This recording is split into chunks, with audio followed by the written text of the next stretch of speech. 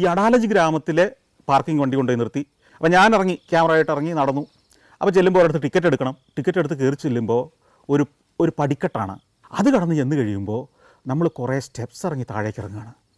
ഇവിടെ എത്തുമ്പോഴാണ് നമ്മൾ അത്ഭുതപ്പെട്ടു പോകുന്നത്. അതായത് നമ്മൾ കൊട്ടാരങ്ങൾ കണ്ടിട്ടുണ്ട്, ഭൂമിക്ക് മുകളിൽ ശിലാക്ഷേത്രങ്ങൾ കണ്ടിട്ടുണ്ട്, തഞ്ചാവൂരും അതുപോലെ ഇന്ത്യയുടെ പല ഭാഗങ്ങളിലും ശിലയിൽ കൊത്തിയെടുത്ത മനോഹരമായ നിർമ്മിതികൾ. ഇത് ഭൂമിക്കടിയിൽ ഏതാണ്ട് ഒരു 6 നില താഴേക്ക് അതിഗംഭീരമായ ശില്പവിദ്യയുടെ ഒരു ലോകം. ഇതെന്തിൻ്റെയാണെന്നറിയോ? ഒരു കിണർ, ശുദ്ധജലമുള്ളൊരു കിണർ. ഒരു കാലഘട്ടത്തിൽ 1400കളുടെ അവസാനം അവിടുത്തെ ഒരു രാജാവ് പണി കഴിപ്പിച്ച ഒരു കിണറാണിത്. അഡാലജിലെ വാവ് എന്നാണ് അറിയപ്പെടുക. ഗുജറാത്തിയിൽ വാവ് എന്ന് പറഞ്ഞാൽ സ്റ്റെപ്പ് വെൽ എന്നാണ്.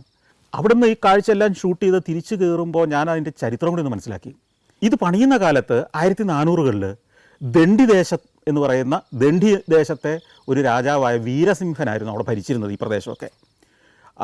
ഈ കിണറിൻ്റെ പണി പൂർത്തിയാകുന്നതിന് മുമ്പ് തന്നെ അടുത്ത അയൽ രാജ്യമായ ചമ്പാനീറിലെ അവിടുത്തെ സുൽത്താൻ മഹമ്മൂദ് ബേഗഡ ഈ പ്രദേശം ആക്രമിച്ചു, കീഴടക്കി, ഈ രാജാവിനെ വധിച്ചു. അപ്പോൾ ഈ രാജാവിനൊരു പത്നിയുണ്ട്, രൂപ എന്നാണ് പേര്. അതീവ സുന്ദരിയായ ഒരു പത്നി.